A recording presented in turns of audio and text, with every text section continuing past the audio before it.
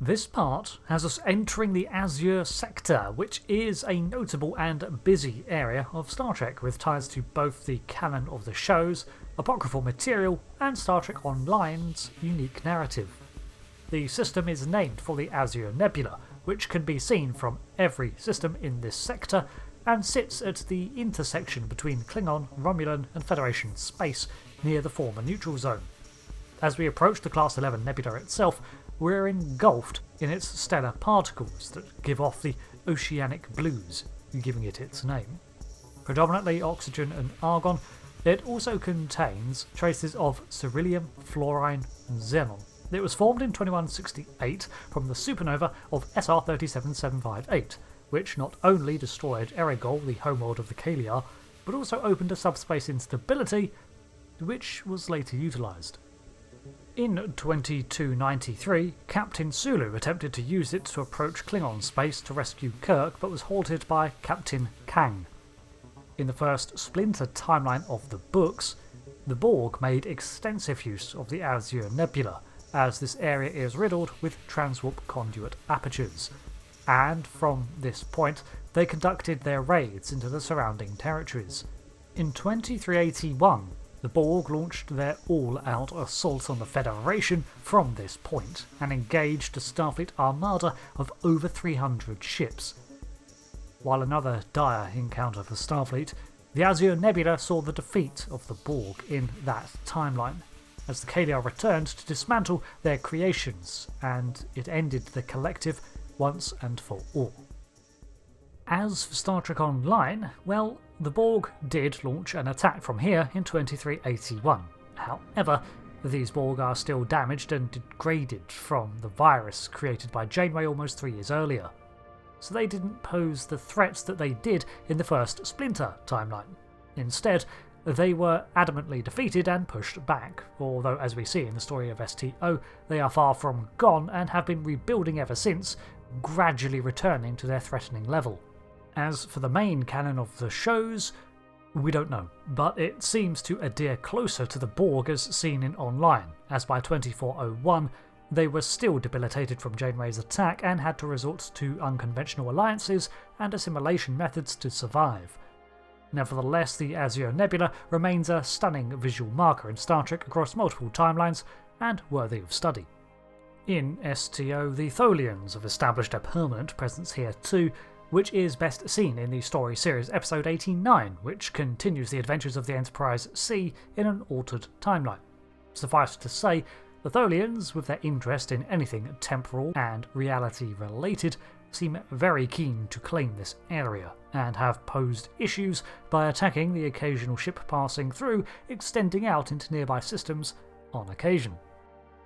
We have the nearby Craterus 17 system, which is the new home system to the Remans, as the planet Craterus is tidally locked to the home binary stars and therefore has no night-day cycle, meaning that the Remans can dwell quite happily in the twilight zone of that world. Nearby to the nebula is the Romulan Flotilla. This was formed prior to the attack on Virinat in 2409 and comprised of numerous vessels from several Romulan colonies that have been lately displaced. While the majority of the flotilla settled on New Romulus, the Romulan Republic has marked the RRW Daihu as the capital ship for its space operations in this sector, and as such, the flotilla continues to serve as the mobile base of operations for the Republic Navy. The first stop on our patrol that actually requires us is the Acaram system. It has several worlds, the third of which is an M-class planet with a native spacefaring culture, the Acamarians. They've got a strong clan-like structure with great importance placed on this, leading to long-standing rivalries. However, by 2366, most of the planet had been united in a more peaceful government. Some, however, rejected this government and live out in the systems as nomads, called Gatherers, and it fell to Starfleet and Captain Picard to house another round of reunification peace talks. These were successful, but there are still many tensions, and we're here to act as a neutral party once more. As we arrive in system, we get the lowdown from our XO, and we can see the prominent AZURE Nebula from even here, quite the backdrop. Darcy points out the necessity of a stable Acaram government because Gatherer conflicts have posed issues in the past, And now this is a far more busy sector than it was thanks to the Romulan Republic and Delta Quadrant Gateway. Oh yeah, that's here too.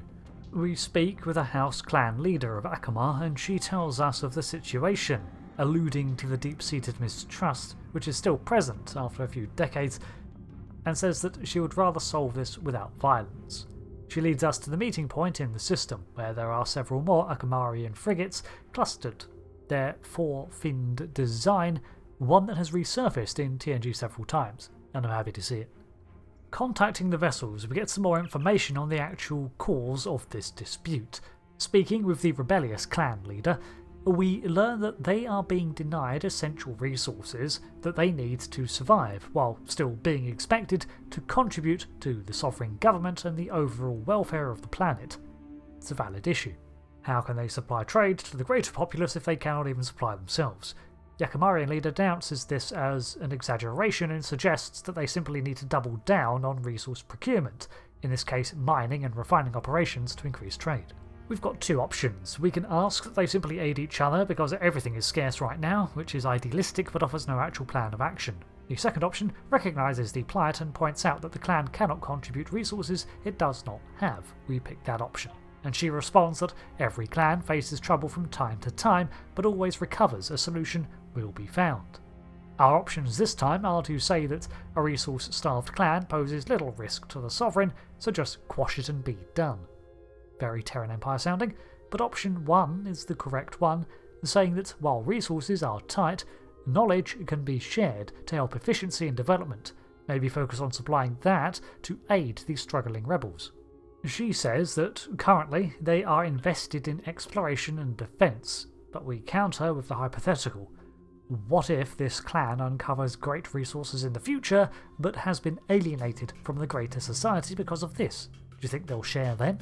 She agrees to take this solution back to her sovereign to discuss. It's clear we're making headway. However, this leads to an unexpected development. The Tal Shiar task force warps in. Clearly, they were eavesdropping, and we hear that they were the ones who have been engineering this situation to destabilise the system. Now we are settling it, their plans are in danger of falling apart, and they've resorted to an attack. They probably think that they can just take us all out and blame the failed talks on rebel assassination or something. The ambush has surprised us, but fortunately we weather the initial barrage before returning fire. Both Acamarian clans also side with us against the Tal Shiar. If the Tal Shiar had managed to cause a schism once more in the Acamarians, then it's likely that the Gatherers would have resorted to their old ways of being chased out of the system and their nomadic raiding to survive. With all the tempting targets now in the area, this would have posed a renewed risk and hindered Starfleet and Republic plans and traffic.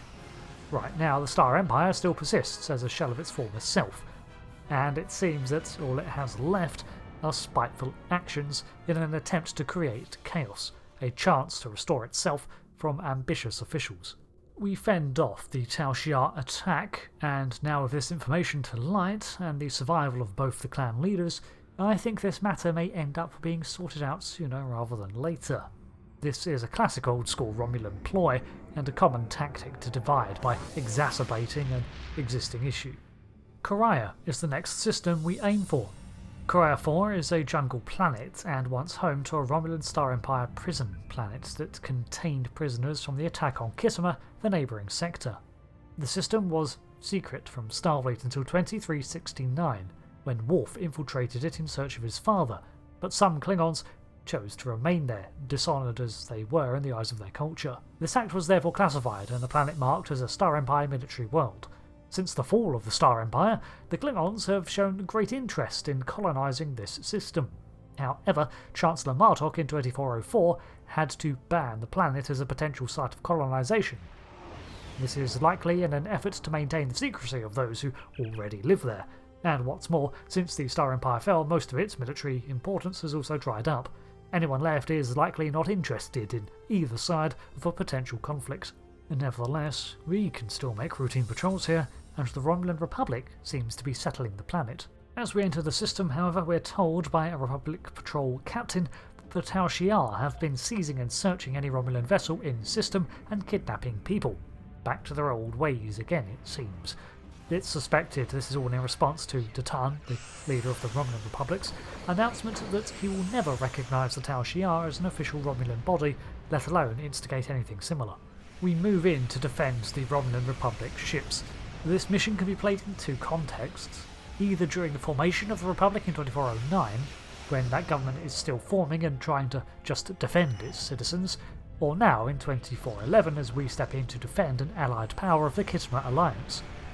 This sector in general is home to lots of Romulan Republic activity, and as such, a lot of harassing from the former Star Empire being a near constant issue. We wipe out the attacking Tal Shiar ships and secure the system. As for the colony below, I think that the Republic will be far more sympathetic to the Klingon prisoner populace there, as they are both survivors of the Romulan Empire, and as such can build something together. It's a shame, however, that the Klingon Empire has had to work so hard to keep the Klingon survivors a secret. Still, not our problem to interfere with, so we depart on our patrols. In fact, the very next system over is the Dewa system, and Dewa 3, now known as New Romulus. The planet has a long history, and former intelligent life on it. 200,000 years ago, when the Iconians fled the falling of their planet, they arrived here on Dewa 3, and were greeted by one of their servitor species, the Dewans. Over the generations, the Dewans too fell to their own ruin over the next 50,000 years. Much Dewan technology, however, was left behind. Some of it very Iconian, some of it rather unique to them, but ultimately they reactivated a faulty Iconian gate that destabilised their planet's crust, leading to earthquakes and intense radiation. Not only does this planet have Iconian history, but it served as one of many pit stops along the way during the Romulan exodus in the face of their Vulcan sundering. While their ancestors eventually settled on Romulus and Remus, Dewa 3 was home for a brief time to some, long enough for them to mark their passage and leave behind some relics of their passing.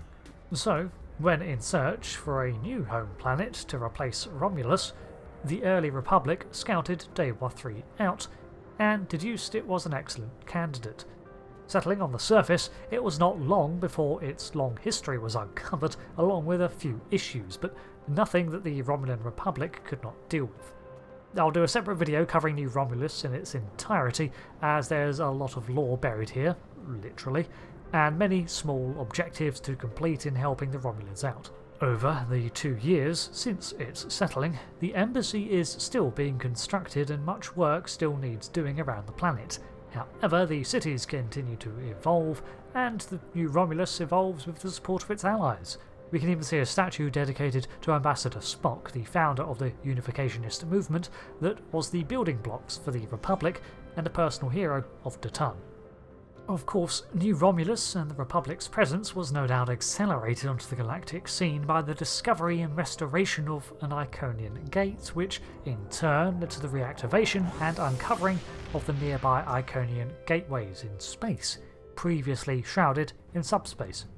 When that gate emerged, technically it was in Republic territory and therefore they controlled access, so the Federation and Klingon Empire both were eager to solidify their ties in order to gain access to the Delta Quadrant via that shortcut. Speaking of, that gateway also resides in the Azure sector, mirroring the situation Bajor found itself in with their wormhole, which is an analogy I never considered until just now.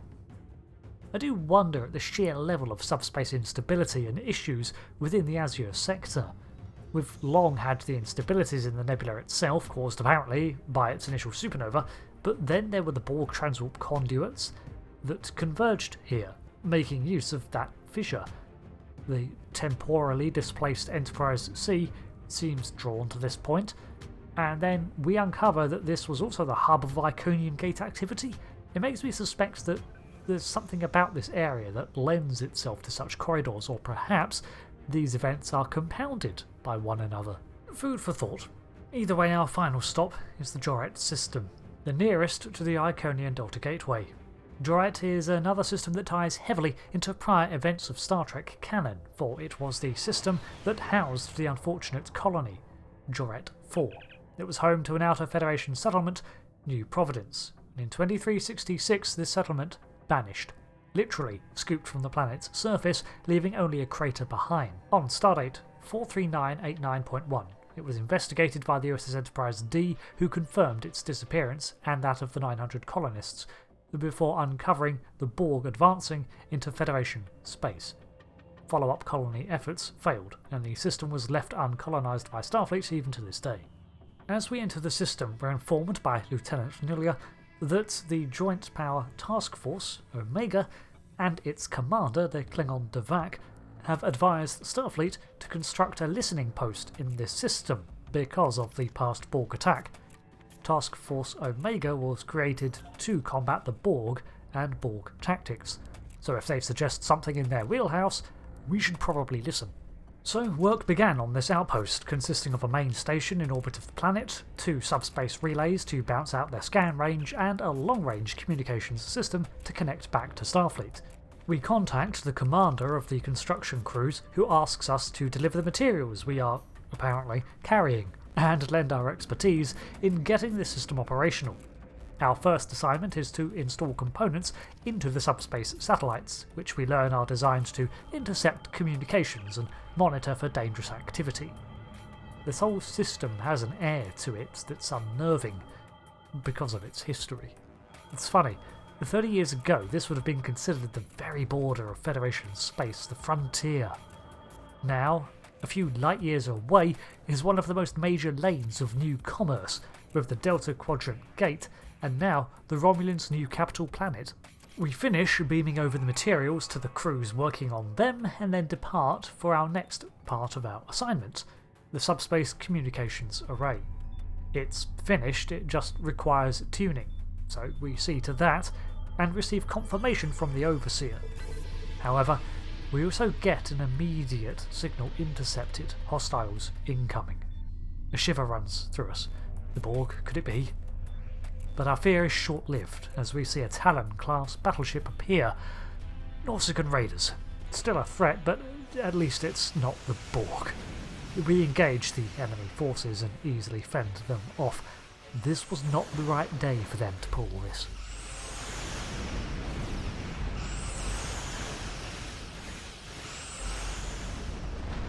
With that intruder dealt with, we're free to depart.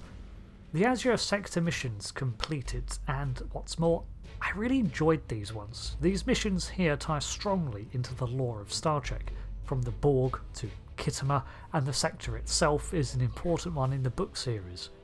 The location of New Romulus being here too continues to add to the mystery of this system, with more ancient secrets here than we might realise, and the area is perfect for more tall tales. So, thank you for watching this exploration of the Azure Sector. I've been Rick, and I'll see you again for another video in Star Trek Online. Thanks again, and goodbye.